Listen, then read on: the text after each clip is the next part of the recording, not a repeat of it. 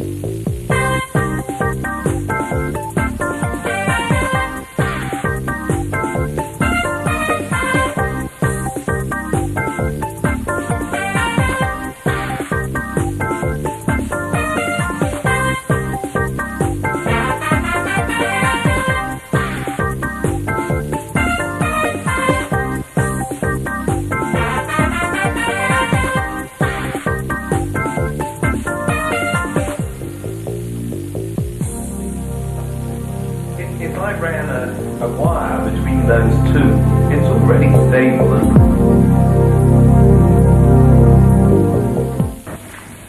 The final session covers 2 topics. Firstly, Stafford completes the discussion of viability with reference to the work of Umberto Maturana and the concept autopoiesis, which literally translates as to make yourself. The process of autopoietic homeostasis allows an organization to maintain its identity whilst experiencing changes in structure, appearance, and etc. The session then moves on to its main topic, Stafford's new invention called Syntigration. There is a huge disparity in the nature of systems 3 and 4, and yet they have to be brought together. Stafford invented Syntigration as a prime mechanism for strengthening the interactions and communications in the crucially important 3-4 homeostat. As reported in Beyond Dispute, the invention of team syntegrity, this invention was influenced in part by the work of Buckminster Fuller who formulated the idea that everything in nature exists in a balance between the forces of compression and tension. Fuller's comment to Stafford that all systems are polyhedra, and his invention of the geodesic dome based on the structure of the icosahedron, encouraged Stafford to consider polyhedra structures as the basis for a model of how groups can achieve synergy. Stafford shows that mapping the group's ideas onto an icosahedral model can generate a natural reverberation as ideas are generated and bounce around, being modified and changed. Syntigration avoids the damaging effects of hierarchy by structuring the conversations around the icosahedral sphere. Stafford leads the group in building their own icosahedron models using fruit pastels and cocktail sticks. These are then used to explain how the syntigration process works and how current action research continues to extend knowledge and understanding. Would anybody care to suggest what it is that characterizes life? How would you recognize life?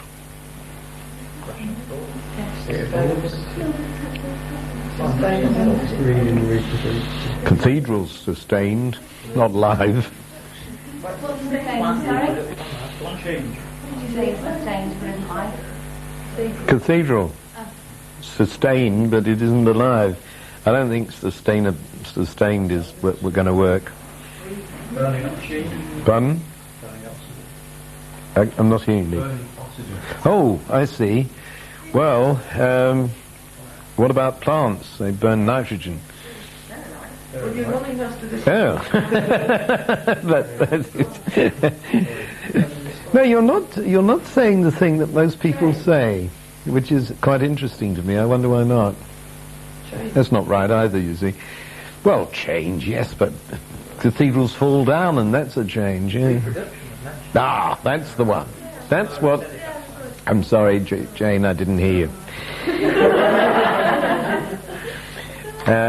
Most people say self-reproduction. Well, the very, very eminent Chilean biologist, Humberto Maturana, who is also a very eminent cybernetician, examined this question and said it's nothing to do with self-reproduction, it is to do with self-production. And that's what autopoiesis means. Poio is the Greek verb to make. So poiesis is to make, and autopoiesis is to make yourself. And the reason I was reminded of this was I was remarking earlier in another session on the fact that our bodies renew themselves every 7 years, but we maintain the relationships between cells and bits and pieces in general. Well, what Maturana realized was that life is characterized by the ability to do just that. So if you're going to last 70 years, you've got to renew all your stuff 10 times. Now that's a very odd thing to be able to do, because it involves, DNA is in there pitching, isn't it? You've got to reproduce all the bits and pieces according to a blueprint. And once you get that clear, you perceive that that self-reproduction is a special case of autopoiesis. That one of the things you do to make yourself is have offspring to take over when you've died. So the notion of autopoiesis is really much more fundamental. And he makes a wonderful case for this. Now, why am I offering this as something that should interest you in the context of this week? Well, how much effort do you think a viable system should spend on autopoiesis? I mean, you can't do it for nothing. It's got to use energy and information and all sorts of things. And for years I thought there must be a magic number somewhere, sort of 17% of the effort or something of this sort would be required to produce this autopoietic effect. And then I soon realized that couldn't possibly be right, because it depends, on a lot of things. Now, I have now got a solution to this. The element of the viable system which produces itself is system 1. And in support of that function are 2, 3, 4, and 5. They're there to see system 1 carrying on doing its thing. Now that arises a very interesting speculation. Who has seen the computer department trying to be a viable system, or the engineering department, or maintenance department? All sorts of these things that are not system 1s try to be viable systems and seize power by doing so, right? We've seen it all the time. Bureaucracies do this, typically. And so I invented the even worse term, and I would love a better one, of pathological autopoiesis, which is a terrible great mouthful, to stand for a viable system in which either or all of systems 2, 3, 4, and 5 were running amok trying to be viable systems. And you know enough about this now that I realized I could offer this explanation in quite a short time, which you couldn't from cold. We have been talking about the pathology of organizations. We haven't used the word, but a great deal. We've said what goes wrong and why. Well, I like this explanation very much, and it certainly accounts for an awful lot that's going wrong today, I think, in our kind of society, because bureaucracy does get the upper hand, and the changes in the health service and the education service outstandingly seem to me to be pathologically autopoietic in a very big way. And what a nice explanation. Instead of, we've got some explanatory power in this thought, instead of just saying, oh, damn bureaucrats, they're at it again. You can see why. And we know from all our studies of bureaucracy that is exactly what people are doing. They're preserving their future. They're giving themselves huge pensions, index-linked, and God knows what. Ministers can come and go, and do, fortunately. And the dear old permanent civil service collects a K and carries on as before. Not his job to do that, his job is to help his minister. Seems as if that's the last thing some of them are actually intending to be doing.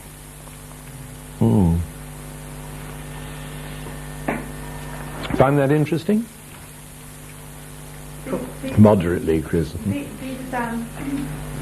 systems that think they're system 1, that are in actuality not system 1. Don't they still need to renew themselves? But is it that they should be renewed in the process of helping the system 1 to renew themselves? That's right. They renew themselves as far as required and not for their own sake. No, that's the key. In the process of renewing what their purpose is to renew. Right. But that means that an awful lot of things that are set up by senior management, just to use an ordinary popular phrase, have built into them pathological autopoiesis, when what they ought to have built into them is destruct. There are an awful lot of things that you set up which ought to have written in, I am going to self-destruct when I've done my job, like a specialized committee to do something, and somehow or another these committees stay there forever and get called quangos, and everybody starts getting paid, which wasn't the original idea at all. The sort of thing I mean. So, well, I'm sorry that this hasn't got much continuity to it. I just wanted to add that to our last session. And this session really is to be devoted to this new invention, which I call Syntigrity. And I'm offering it to you, it's a lot of things, but I'm offering it to you in the context of this week as prime mechanism for pulling off this 3-4 homeostasis that is such a problem. Now, I hope I convinced you it's a problem, and I haven't offered you any kind of solution because there really isn't one in the book anywhere. All we can do is say, well, hold meetings or watch it or something of that sort. There's no actual technique. Well, Syntigration is such a technique, and it derives from this idea. We all know about the term flat management. We don't. Well, it's one of the... we certainly all know about the disappearance of middle management and the loss of hierarchy, the idea that hierarchy is very old-fashioned, we don't need it. So flat management means you go like this. But it's very hard to control, and my favorite story about flat management is when I was called on by Ottawa, the federal government of Canada, to look at the plans for the new, and they were one of the first countries in the world to do this a long time ago, the new Ministry of Environment. That's right. And what they did was gather all the stuff in the government that dealt with that and put it under a minister. And they didn't like hierarchies, as befits environmentalists, you see. So I measured the room in which I knew I had to speak to the senior government people. And I had a roll of paper like Bakri's. And I drew this organization chart so that it just went from wall to wall. And I said, this is your new organization as proposed. And I pinned it on there, and I walked right across the room with it and said, 36 people directly responsible to the minister. Now, you see, you've only got to show this diagram, and everybody's falling about, and they say, we can't have suggested that. Yes, you have. That's what it comes down to. So how can you get structure in a group of, let's say, 30 people without hierarchy, when you don't want people to pull rank or gender or anything? You want to treat them as human beings. Well, now, the answer to this would seem to be that you close the system round in a three-dimensional space so that you've got something like a ball. And you roll a ball along the ground, obviously there's no top to this ball, or sideways, or bottom, or anything. It's just a ball. Now, do we have something available to us that has that kind of character? And the answer is the icosahedron. At least that's the answer I've picked. There are reasons for that. Now, who knows what an icosahedron is, even? 20, Greek ikosa, yes. You were going to say the same thing, Lindsay? Yeah, well, fair enough. So what are these sides like?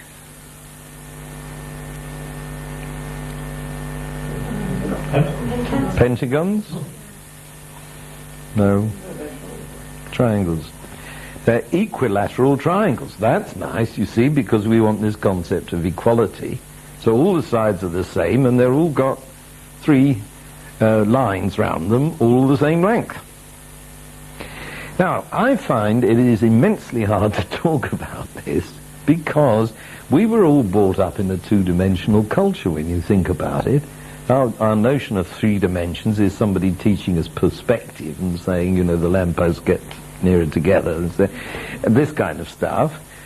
And we don't really have a feeling for space. Now, I think that we shan't get very far unless I can give you a feeling for icosahedral space. Now, I've just written this book, which is hard going, you see. So what I propose to do is to make you make an icosahedron each. So that's what this is. Now, this is your kit. This is your kit. Spread those around. Sorry. Do not eat this. Yet.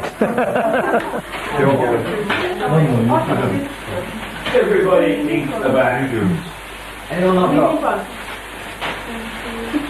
Anybody else? Sorry, he's underneath the sugar, haven't you?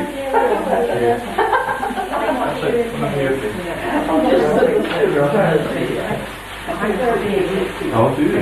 There should be 1 or 2 extras. Have you all got them? No, I didn't get them. Now, an icosahedron has 20 faces. Do you reckon you could make a ball-like structure with 20 equal faces out of this? Yeah. Yeah, you will, Julius. Not easy, you know. Well, now, the next question, you see, is how many edges does it have? It's got 20 faces, those are flat, but they're delineated by edges, obviously. So how many of those have we got? Many as there are cocktails dipped in there. Very true. There are 30, and the 30 cocktail sticks. So the next question is, how many nodes, as we call them, has the system got? Those are the points from which the thing radiates. We caught you there, you see. Because there are extras to which are your prize that you can do. There should be 2 extra gumdrops and 2 extra sticks, because sometimes sticks break. Yeah, people trying to force their way through life, you think. I haven't got any black ones. Now, do you want to try and do this, or do you want me to give you help? You'll try and do it, yeah? It's cold. Right. I wonder what principles your ingenious brain has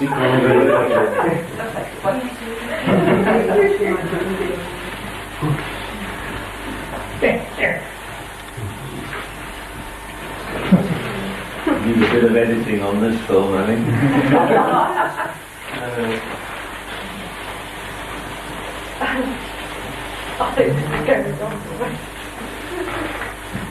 Let me give you a clue. I told you there are 30 edges, and there are 12 nodes. 12 nodes.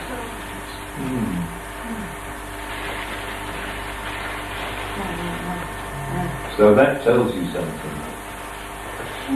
What is the relationship between an edge and a node?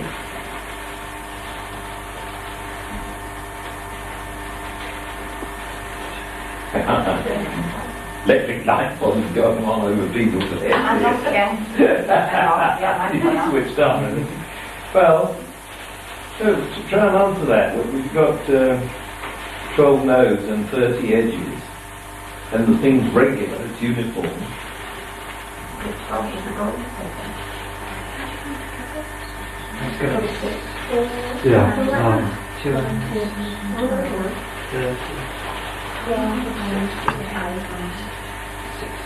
You're getting there, both of you are thinking this one out. How many nodes, sorry? 12. 16 and 12. Well, Yeah. six into each node then. 6 ends into each node. Oh, I see. Well, 6 into 6. Oh my god. Yes, you of course. Dug a pit and fell straight in. have you got the maths right now, Glenn? Yeah. That's fine. That's right. 30. Have you done this before, Claire? Yeah, I feel a bit hard. I certainly thought you looked at it in your head. Why did you learn something like that? Because he told my dad.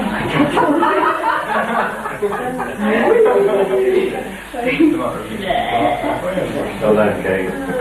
Cool, we did that in the time. So did that right? Yes, some people are cheating. I should have thrown the people who knew how to do this out. Yeah, throw out now. Beer all night. Alright. So I think the time has come for those who've been wrestling for me to show you how to do it. You've got, we're dealing in fives, you see, as we just said, because there are 12 nodes, which means 60 connections, which means 5 a node. So what you should do, if you put 5 jellies on the floor as a pentagon and join them together, that's the first thing.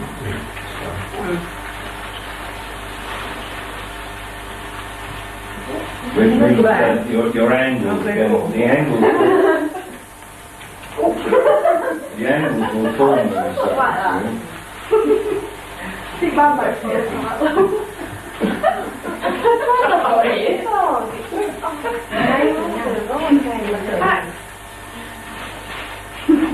The nice thing about the jellies is they're fairly elastic, and you want 5. Yeah. I got one. Well, it's supposed to make a ring. Oh, that's right. I'm sorry. I was looking at the one you started. Join those together. Join those together.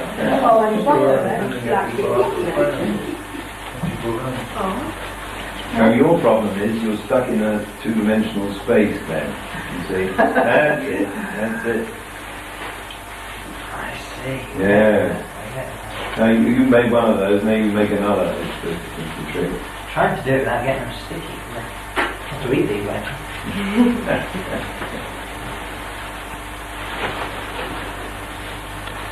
Okay, I'm pressing myself to Catherine, but she's getting all that. Now you take a jelly and hold it up in the air in the middle.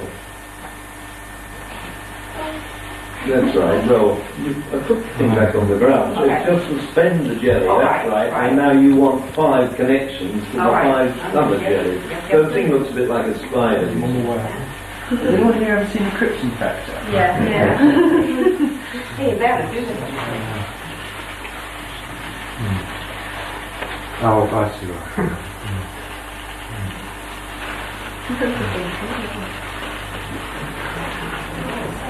Yeah. There you make two of those kind of cat arrangements.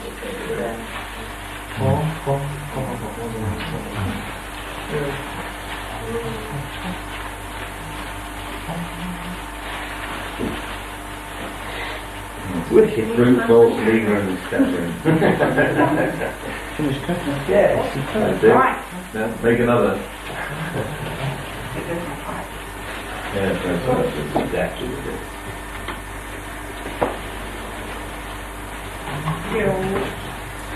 You made it? Well done, Linda. Sharon's maybe there, but isn't it?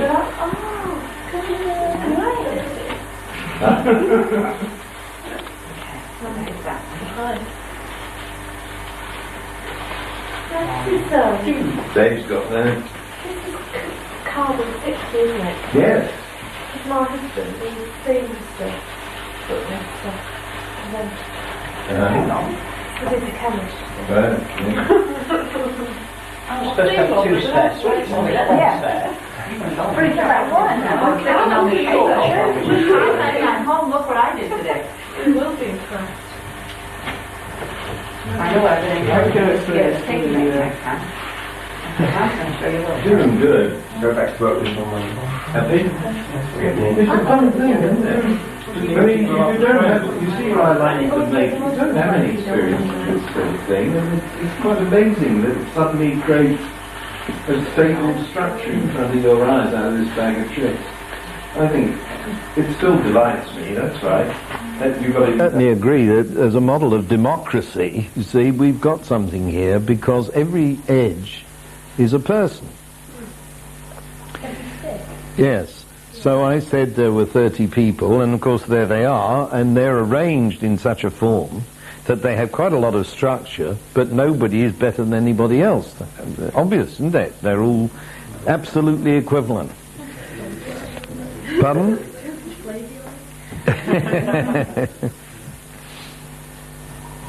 Well, I'm very attracted to that idea, and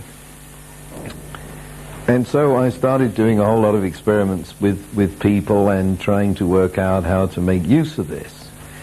Now, in the context of the viable system model, I've been talking about the 3-4 homeostat.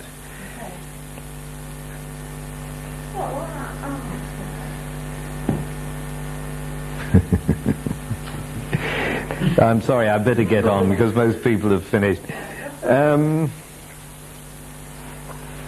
about 3-4 homeostat, and we already discovered that System 3 and System 4 are really rather different beasts, because one is certainly self-perceives as being nitty-gritty, getting on with the job, making the profits, whereas System 4 is spending the profits. That's System 3 version of System 4. System 4 version is we are the enlightened ones and you guys are all stuck in the mud doing this stuff. So there is a huge disparity in the flavour of these two systems. Now, we've got to get them together. Now then, supposing you get 15 representatives of 3 and 15 representatives of 4 and put them in a pot and stir them up and create this structure. Pretty nice, you know? But then we're left with the question, well, what are they going to do? And besides, do you hang them from the ceiling? I mean, how do you do this? Now, you can very nearly hang them from the ceiling. One of our collaborators makes this thing with 5-foot sides, and it fills the room, of course, if you think about it. If one of those sides is 5 feet, it's quite a big structure. And everybody gets inside it and has their photographs taken, and it's good fun. So, now we ask the following question. If one person is a side, then that person is connected to 2 nodes. Now, the nodes are going to be the topics under discussion, the topics we consider important. 12 is a pretty convenient number, because if you have 50, you never get to the bottom of the agenda. 12 you can just about handle. Less than 12 turns into a motherhood statement if you're not careful, of the kind, we are going to make a profit or something. You know, we were criticizing those things earlier. 12 is pretty nice. And don't worry that it's arbitrary, because, of course, it's a question of editing in order to get 12 decent statements. So I'm going to talk to you in a minute about how you get them, but in the meantime, I want you to understand the structure. So we've got 12 statements, and any one person is connected to 2 of those statements, and is part of 2 teams, therefore, each of 5. Look at it, that's why you got it. So if you hold one strut, then you can see, if that's you, in Jane's case, she's a member of green and a member of black. And that means that we're controlling variety already, because she hasn't got to be on 12 committees, she's on 2 committees. What's going to you, Karen? He wanted to swap the black for an orange, and I thought he meant off the structure, and he meant the one he was eating.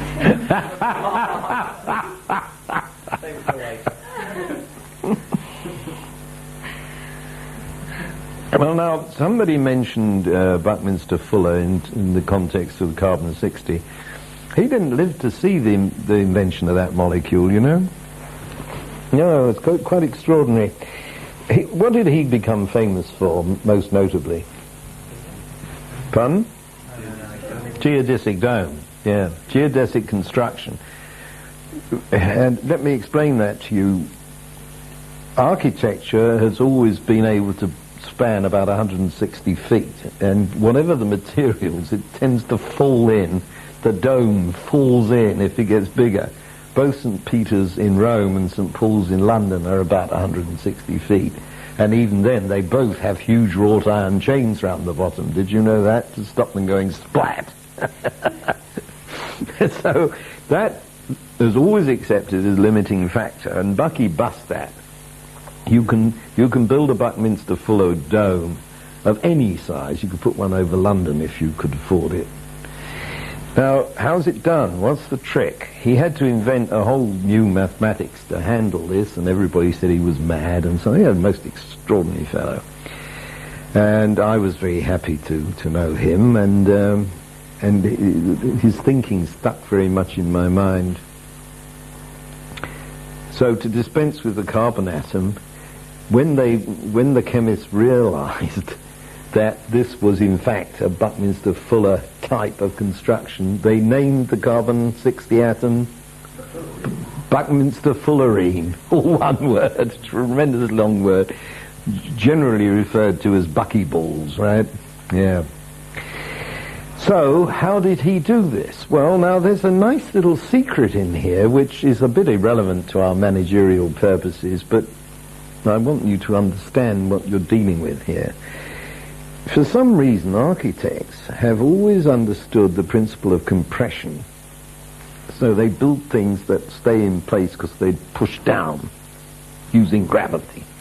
So you can build two pillars there and they don't fall over because of the mass is directed by gravity downwards. Then how the hell do you build an arch? Well, it took a long time, if you look at Stonehenge and so on, it took a long time to get the principle of building the arch. And oddly enough, that's still compression, as you know. The keystone holds the arch together by pushing down, oddly enough. So practically all our building, all our structures come about because of compression. And Buckminster Fuller realized that this isn't true in nature. Now, in nature, compression is always matched by something else. What do you think that is? Tension, precisely. And we can see that with our arch, because by the time it's been there 2,000 years and is beginning to fall down and splay out or something, you put a thin stainless steel rod across the top and hope nobody can see it, and that sucks it in. That's tension.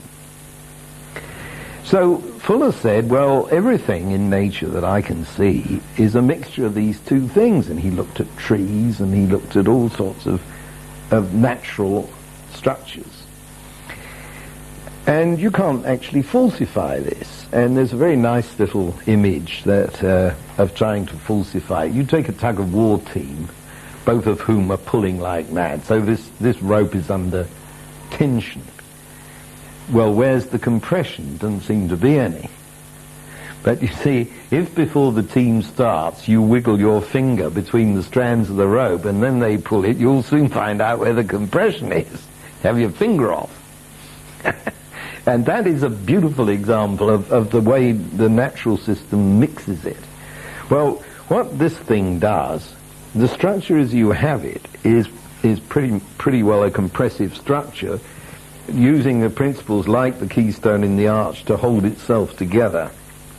But if you put things inside it, then you can produce tension. For instance, if you just lend me that, you finally got there. If I ran a wire between those two, it's already stable and pretty strong, but if I ran a wire across there, obviously going to be a damn sight stronger, because the tension is going to suck it in, and then you lean on top, it can't burst out sideways. Now, Buckminster Fuller was confronted with the problem that if you put up a dome or a building full of wires inside it, you wouldn't be able to use it. So what he did, he divided this. Can you see this? There's another triangle there. And that's going to be tension.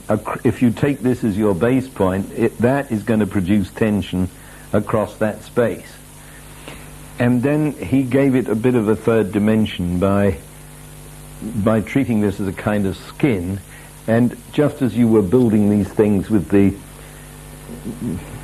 top of the spider being up in the air, you get the same effect here. I think you can see that if you suspend a point where my finger is, so that the wires come down a bit, again you're increasing the tension. Now with that trick, as I repeat, huge domes have been built, and he always contended that he could put one over his city, because there's nothing to stop you once you've got this principle right. Well, this is a classic case of people saying the man's nuts, and then being totally falsified. Years ago, and he's been dead sometime, when I knew him, there were 200,000 domes around the world. It's quite a lot for a nutter. So, that was his principle. So I said to myself, now, here's my organization of 30 people, held together primarily by compressive strength. What shall I do about the tension? Because, please recognize, there is tension among people. And I don't mean anything really aggressive, you know. I'm not saying they're all having a bust-up and fighting each other. But always in a human group there is a certain tension going on, which is constructive, which is helping. Now, I have complicated reasons for not wanting to join these two, and I don't think I'll bother you with trying to explain, because that's pretty mathematical. What I joined together were these two. Now, that is to say, joining to the next but one neighbour. Can you see how many such lines there are on here? See, I would be joining this to that, to that, to that, to that. To that. Sorry, it's hard to see. How many are going to be? Three each level. 3. 1, 2. Oh no, I lost it. Right, I'd sit in the right plane, isn't it? It's going to be 5 again, you see, because that's your pentagon there, and this is your pentagon here, and it's so you've got 5 wires coming out of every node, joining up. So that's 60 again, only there's only 30, for the reason you discovered, Glenn, when you were trying to work out the nodes. Each has got 2 ends, you see. Now I said, okay, these connections must be recognized as tensile components of the system, so I call them critics. So let's go back to you, who this person I'm hanging on to here is a member of 2 teams, and will turn out to be a critic of 2 more. Now there are reasons why in practice you can't be a critic of more than 2 others. It has to do with how meetings are held and so on. If you're like a member of a team that's the 2 away from another one, then you're automatically a critic for that one. Yeah. You're automatically a critic of 2 other teams. Yeah. One in this capacity and the other in that capacity, you see. Now look at what's happening to the variety equation. It's quite interesting, because you are now dealing with 4 of the nodes in 2 different capacities out of a total of 12, quite directly. 2 as team members, 2 as critics, and as to the rest, you're part of the whole show. Maybe you can go and see what they're doing. Maybe they will tell you what they're doing. So what we need now is what I call the protocol, that is to say, a way of conducting affairs with this model, which will enable all these things to happen. Now that's more difficult than it sounds. It took me some years to work this out. And what it involves is a succession of meetings with various different purposes, which I will try to outline to you. But you need to have the architecture in the back of your mind to understand the explanation. Now, when we assemble, I call this a syntegrity model, and I call this activity a syntigration, because it is synergy, which means building up the power between people, you know that, and integration, which means it's cohesive. So a syntigration has got to begin. Nobody knows who they are. Don't say it. They don't know who they are in terms of this diagram, and they don't know what the subjects are. Now, look at the subjects issue. I have fought all my life against the standard way of running meetings, because you have to choose an agenda, and when you've got the agenda, you more or less determine the outcome of the meeting, especially if you know all the people. You put the agenda in a certain order, and a good secretary can write the minutes before the meeting's held. This is not very clever. And all sort of experienced committee men know all the tricks. Sidney Webb used to used to put the same item down at the beginning, at the end, have all the row about it the first time, get it deferred, then when everybody was tired out and people were leaving, it would come up again and pass. So all this kind of trickery. Besides, there's a more compelling reason for not having an agenda, namely, we don't know what we should be discussing in the first place. We always discuss the same old things. Now, suppose we're discussing the future of the world, which some people here have tried to do using this model.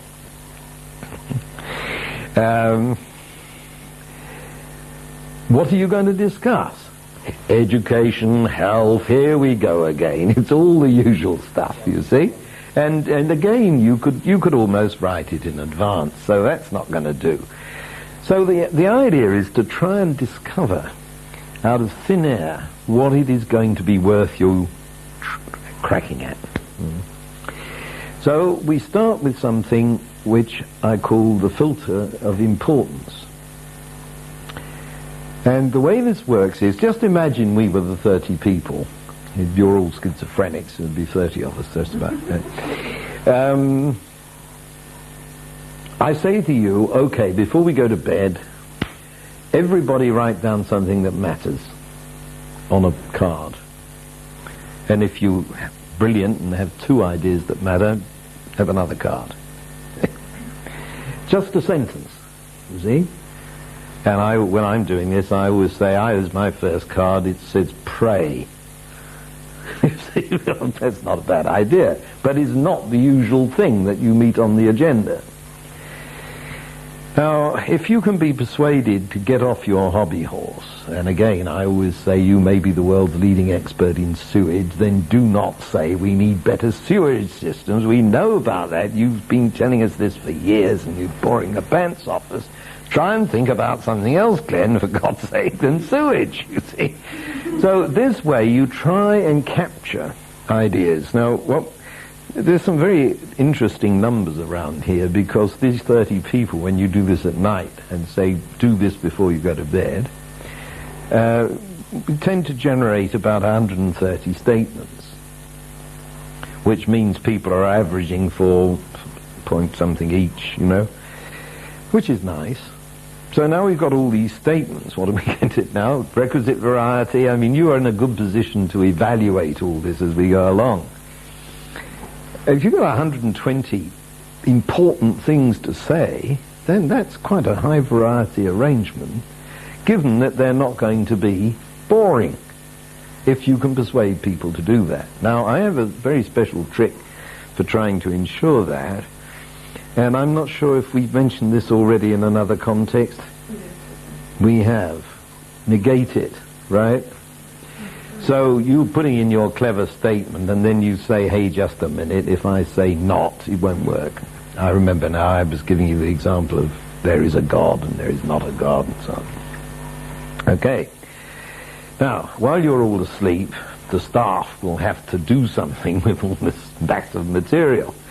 And they will shove it all into computers, and breakfast time next morning you'll have the complete list, and before you start the next part of the program you will have an idea of what everybody's saying, and some of these things will be boring, some will be incomprehensible, some may trigger ideas and say, well, I wonder. So now we go into what is called the problem jostle. And the problem jostle works like this. We have a single big room like this one, with tables and chairs all over the place, and you come in with your 130 statements, and you may have had some more by this time. You're not restricted. You may have triggered all sorts of other thoughts. So after breakfast, we're all in there. Now, what you are invited to do is to seize a table on which there's a kind of flagpole. And so let's suppose you are dead keen on one of these statements, maybe your own or maybe somebody else's. You go to this table and you write on the flag, pray, or whatever it is, you know. Ban men, or various things come up quite uniformly. And then you sit at the table and invite business. So somebody says, Karen is wishing to discuss this. I like Karen, she's bright, interesting subject, I'll go and join her. Now, you see, it's very important that you can see all this, because other people are setting up other tables, and there's only one rule about the problem jostle, that is to say that there's no politeness, that it's understood that you will walk around, leave groups, and you don't have to make excuses and say, I guess I have to make a phone call or something. So if you're in a group here and it's getting boring and you can see somebody else with an interesting looking group and they're hammering the table and so on, you say, I think I'll join in that. And if nothing's interesting, you start a new one. Now, I mean, what I always say to people about this is, if you're bored in a Syntigration, you're in stupid fault, because nobody's telling you what to do. Have you ever been to a meeting where everything was interesting? And here it must be. Everything that's happening to you is interesting, because it's your own fault if it isn't. Now, out of this, we try to get what we call agglomerated statements of importance. Now, these are more like paragraphs than sentences. We're beginning to massage our thoughts into shape. And by the way, we know we've got to end up with 12, but we're not trying to force things at this stage. But we're trying to shrink the variety and contain variety in more comprehensive topics, which are going to be the 12 topics. And that usually ends up with about 25, somewhere between 20 and 30. So our variety is being attenuated. It's coming down from 130 to 30, but we still want to get to 12.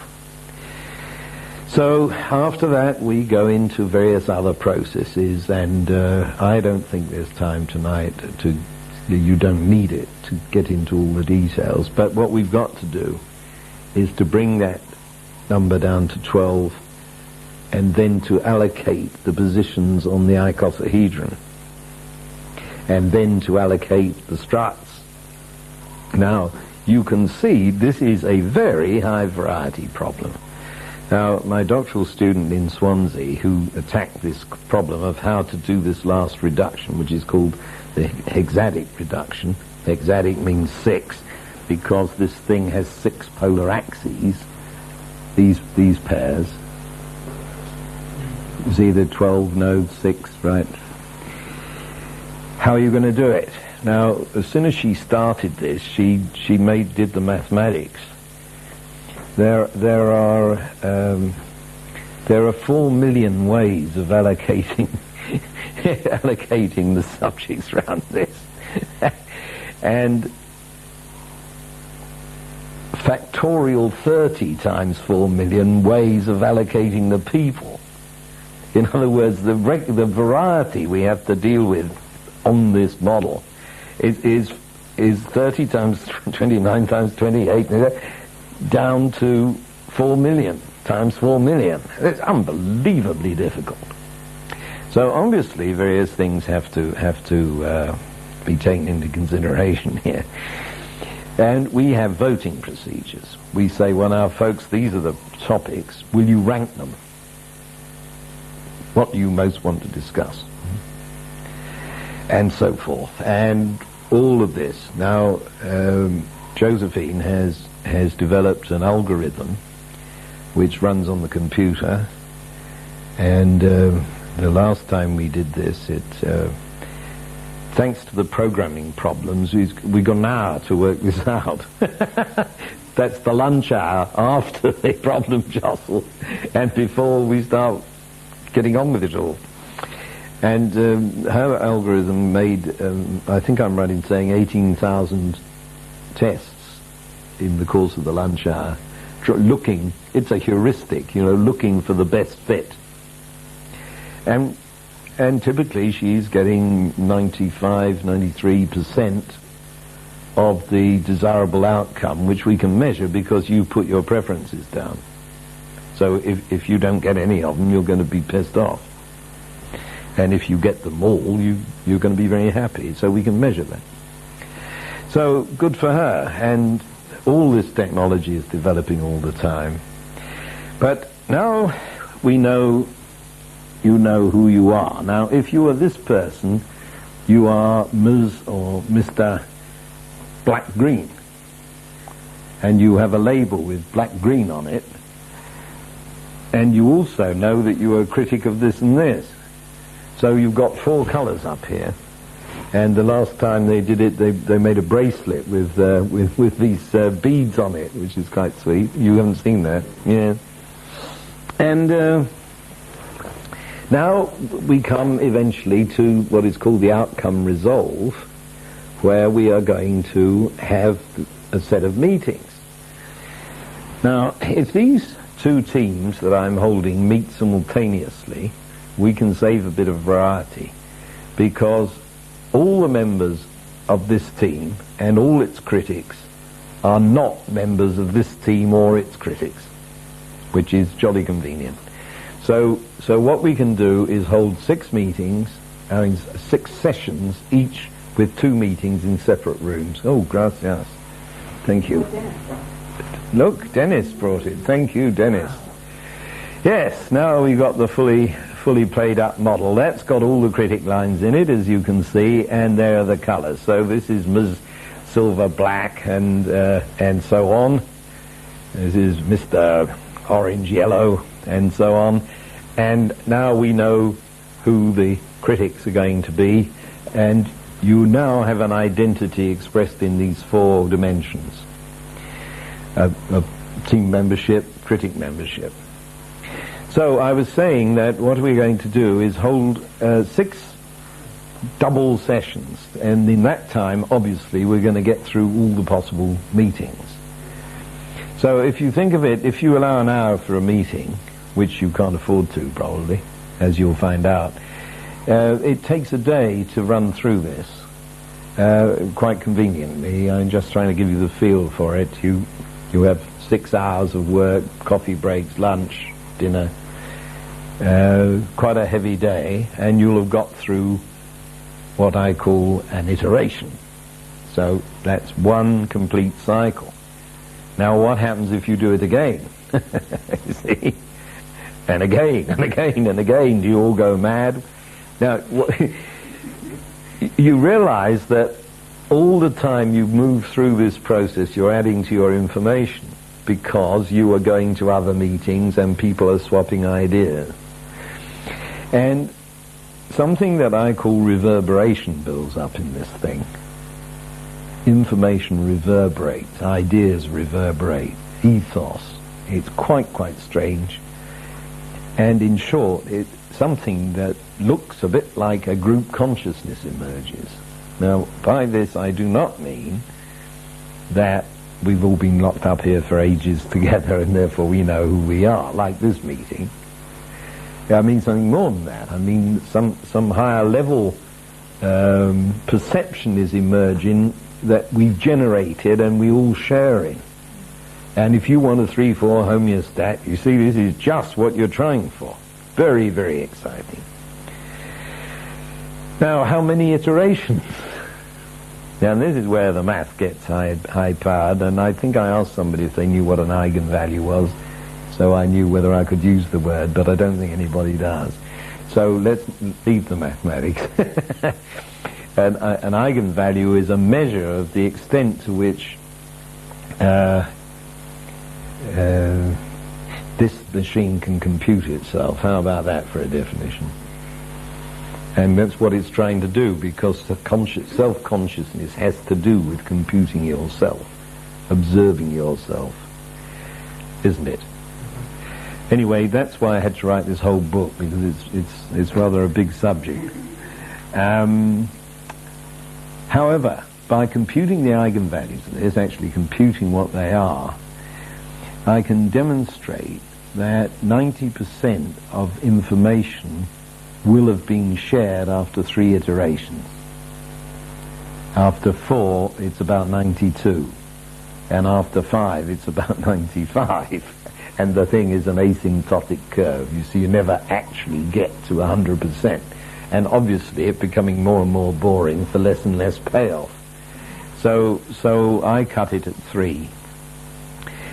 Because that's the formal mathematical statement that 90% of it has happened, and that's a theory about this.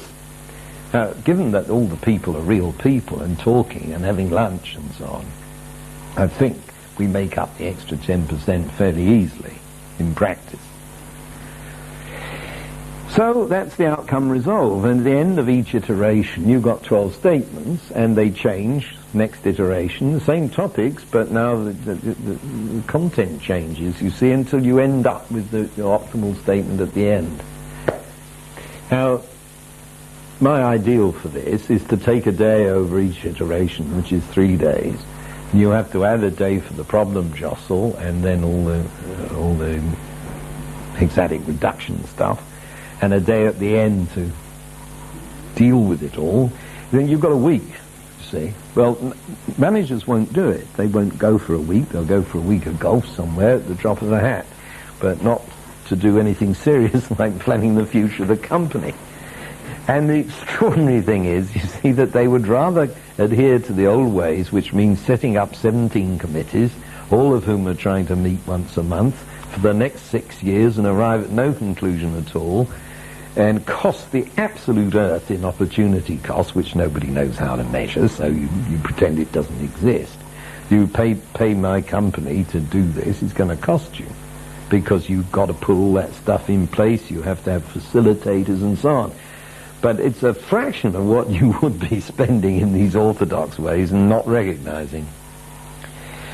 So that's what it is, and this is pretty new. I don't know how many have been held by now, something like 40, I think, all around the world. It seems to work in every ethnic context. And gradually we're trying to build up a recognition that this is a good thing to do.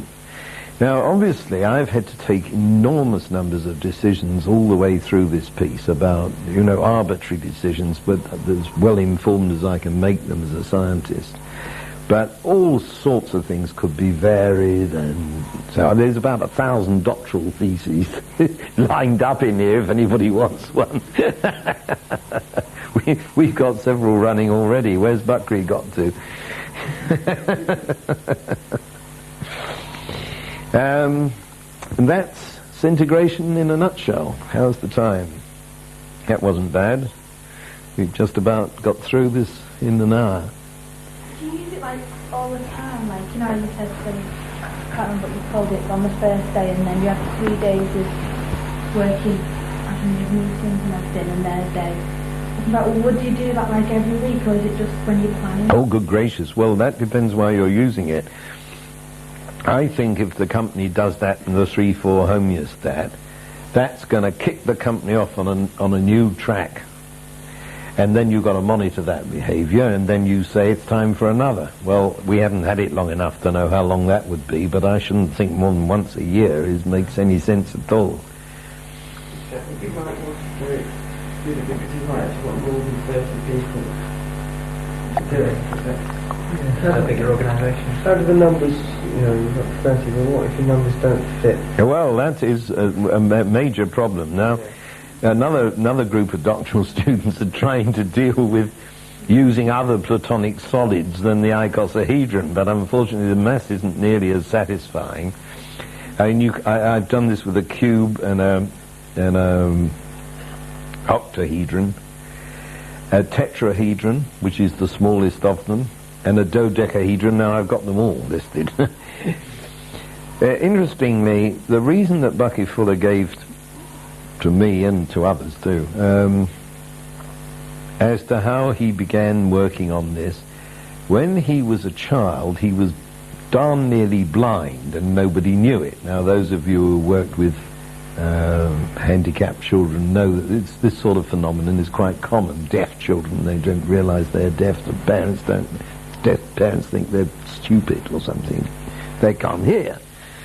So Bucky was nearly blind, and they didn't really find out till he was 4. And then he started wearing these huge pebble glasses and said, "My God, it's different out there."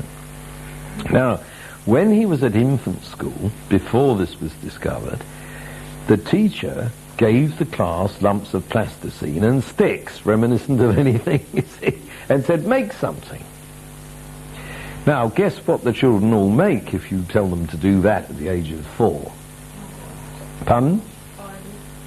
Sorry, too many people spoke at once. Spiders. I don't think so. Oh, it's too complicated at that age. They build a house.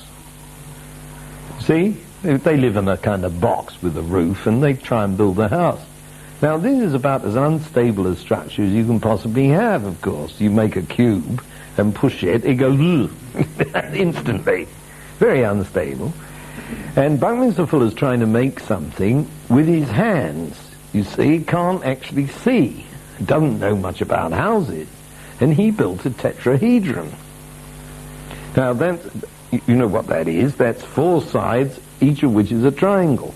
So it's like a pyramid, only the base is triangular, not square. Now, you can push the hell out of this thing and it doesn't collapse. It's extremely sturdy. The teachers are totally amazed. And that's what set him off on these explorations of three-dimensional structures. Very, very fascinating. So, getting back to your question, Claire, the variants are just enormous. Now, those are smaller numbers. If you get to about 25, we cannot prove what happens if some of these struts are missing. But it seems to be very robust, because sometimes people get the flu and go home. Doesn't seem to matter. But this is not very scientific, you know, this is just our impression. Now, what do you do if you've got 150 people? Now, we've done that. You try and hold... it's getting late, isn't it? 5 syntigrations, you see. Then you've got the problem of how do you put them together. Now, you're all familiar with the idea of recursion by now. Supposing each one of these is an icosahedron. Imagine an icosahedron on here, one of these, next level of recursion. When you've held it, you've got 12 statements. Supposing you pull this icosahedron apart until it becomes a thin line, and align the statements as best you may. So 5 statements get amalgamated here, and 7 get amalgamated here, let's say. Ideally 6 and 6, I suppose. And then that becomes a strut of the next level of recursion. You do that 4 times, you involve 2.5 million people. How to run a country? It becomes plausible, doesn't it? Instead of sending delegates and all the chicanery that's involved in that. Pretty interesting. So we started various experiments on those lines. The thing about this, I presume, is not only that they come up with a set of policies and plans to take them through the following year, but I presume they understand each other a lot better and work a lot better together during that. That's the biggest payoff of all. Yeah. And this is what I was talking about. Infosetic consciousness, as I call it. Oh, I haven't introduced the word infoset. That's an information set. So the 30 people are assumed to start with a certain sharing of knowledge. If they work for the same company, obviously. If they're members of the same political party, they've got the similar thrust and motivation and party platform. And so on. So the infoset is supposed to have a certain cohesion before you start. Out of this comes infosetic consciousness, which is the consciousness of the totality, if this means anything. As I said, there's the book is in 5 parts, and there's part 4 is a discussion of this problem, and we can't really go into that now. But it really is damnably interesting. Very, very exciting to me. You're talking about this for the level 3, level 4 homeostatic system. Would it not be quite valuable and quite useful for the level 3, between level 3 and the level 1 management? I should have thought so. You see, the reason I mentioned the 3-4 homeostat was that if I have been asked the question very often, how do you pull off this massive important. I mean, I've always emphasized the importance of the 3-4 homeostat. Then I'm asked how to pull it off. I've really no answer, you see. Well, now I have. There are answers of many kinds to how you do the 3-1 thing, because it's much more established. But I would rather do it like this, of course I would. And then what about your customers, you see? I mean, going out this way of the model. Take a system 1, it goes to its environment and says, let's have a syntigration. We'll have 5 suppliers, 5 clients, 5 customers, 5 of the manufacturers from our own process, and so on. Why not do that? Now, I haven't had a chance to do this. I mean, good heavens, there's so much that could be done. The trouble is they take an awful lot of arranging, you know. You've got to get 30 people, and I mentioned 5 days and people not liking it. We've managed to reduce it to 3, but it means that you have to hold a meeting in 40 minutes, and you better move, and so you have to beat gongs, and we've had a lot of fun out of that, because people can see the problem, they join in, you know, and suddenly somebody's got a saucepan and a great spoon and is whacking it, blowing whistles. We've had it all. The difficulty with that is you've still got to take 30 people out of a business environment for 3 days. Now you're talking like a good, solid, old-fashioned manager. That's exactly what they say. The business has got to keep going. Absolutely so, but as I say, they'll all go off for a golf tournament. I mean, much of this is hoo-ha, isn't it? Much of it. But sure, if you were using this as a meeting technique for business, you've got a smaller variety of problems or issues to address than when Stafford's first was explained to us. I mean, you're not going to have somebody come in and say, pray. Well, maybe if the company's about to go down the pan. But you're going to have every company, well, most companies have ideas of issues they need to address, especially if they're trying, whether they know it or not, they're trying to develop this system for homeostat. It may be their market, it may be their company structure, it may be, I don't know, I'm sure we could think of plenty of things. But if to start out with, if you could get these ideas or problems or issues sorted out, it would save you time. Is that something you've done when you've gone? Have you taken this to companies? Yes, but I don't want to do that, if you'll excuse me saying so, because this is like drawing up the agenda in advance. You see, you're prejudging all sorts of things. I want to start with my statements of importance and the problem jostle and see what emerges, you see. So my rule all the time in my own mind has been never do anything that is going to impose something that we can't be sure is a good idea. I would think with traditional companies this would be the worst problem. Oh, I think it is. Say to certain people, well look, we want you to come away for 3 days, but we're not really going to tell you what we're going to talk about. It's a devil of a problem. This is why we can't sell it. Yeah, you've got to sort of say you've got to come on faith, and it's going to be worthwhile. This is about. But this is true, you see, of all new ideas. If you just think about it, there's nothing novel about that. It's the proof that this is an innovation, that happens. It always does. Einstein announces the theory of relativity. 30 years on, people are still saying he's nuts.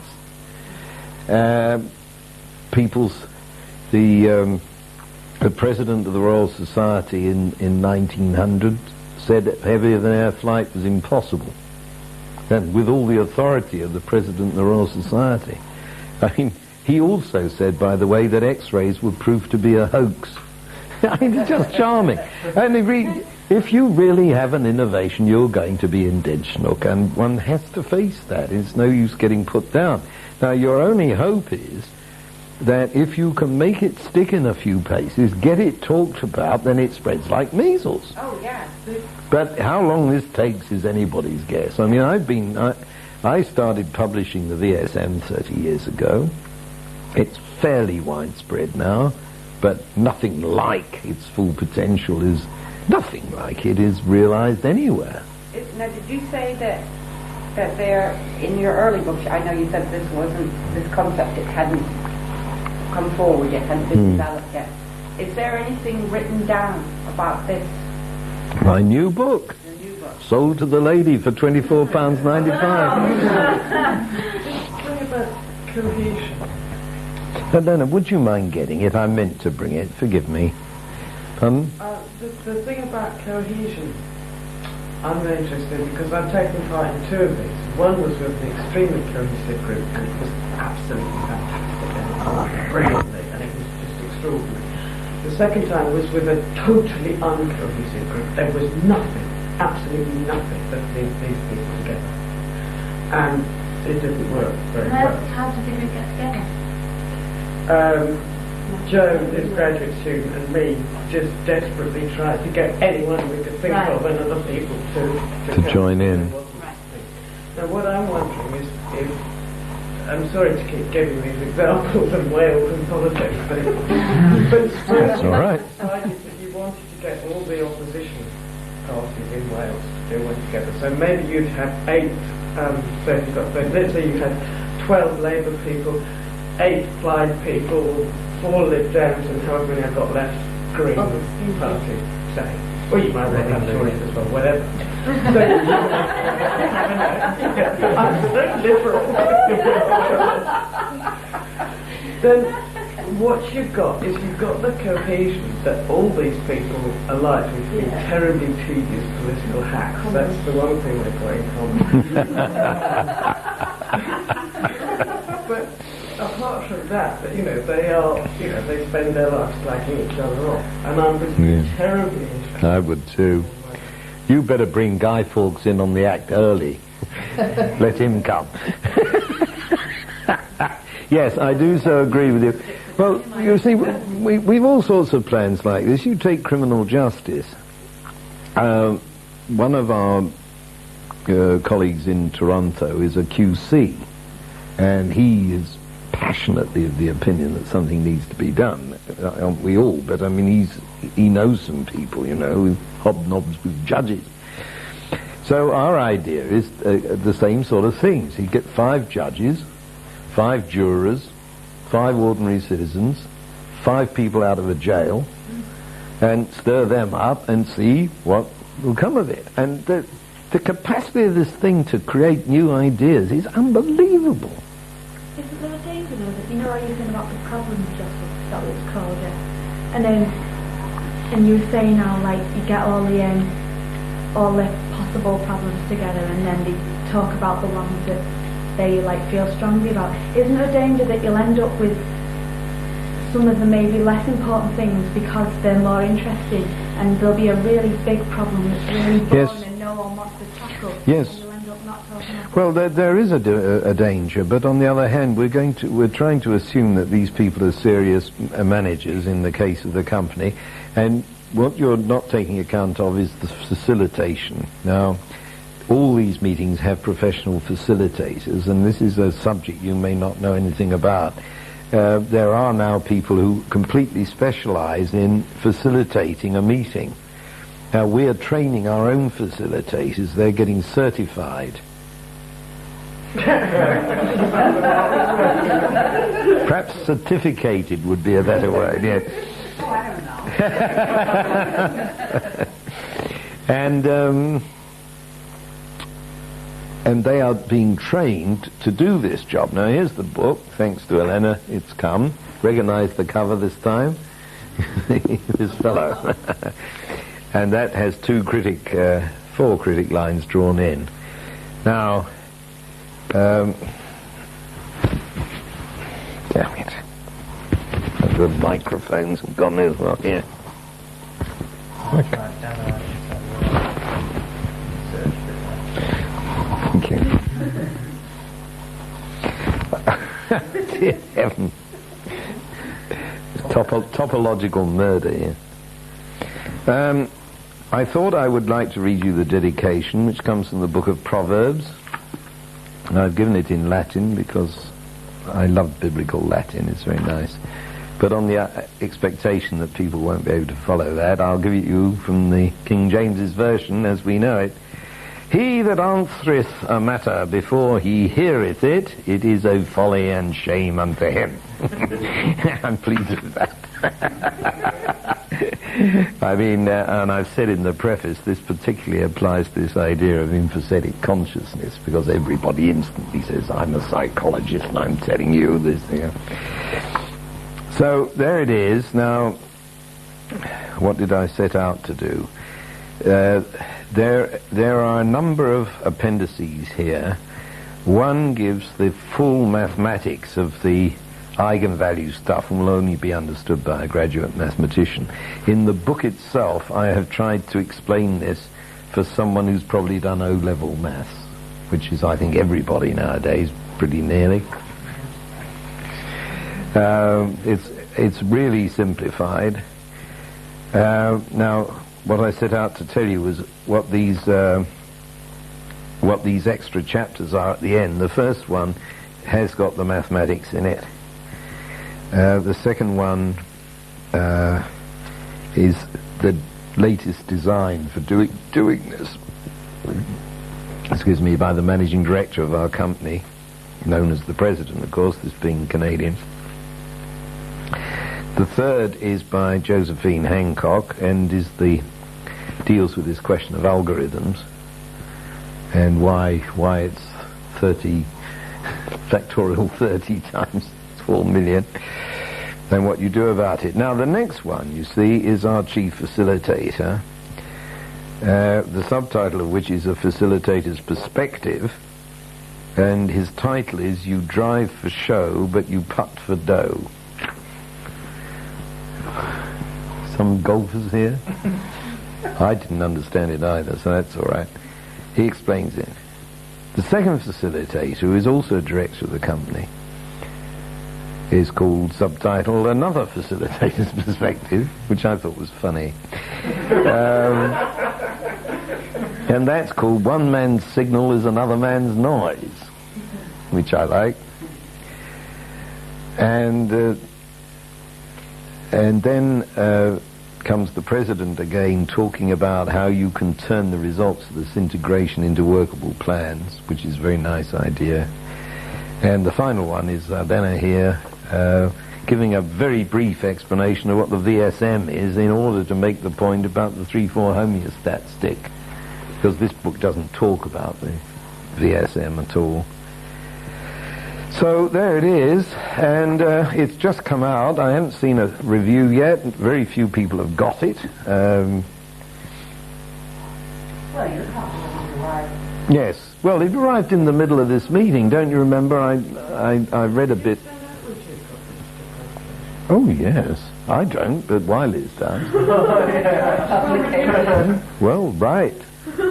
I don't see why that shouldn't work between ourselves.